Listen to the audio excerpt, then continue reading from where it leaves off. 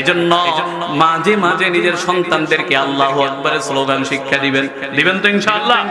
गर सुन्नत नबवी की करे पैरवी उम्मत, गर सुन्नत नबवी की करे पैरवी उम्मत, तो पास निकल जाएगा फिर उसका सफीना, तो पास निकल जाएगा फिर उसका सफीना।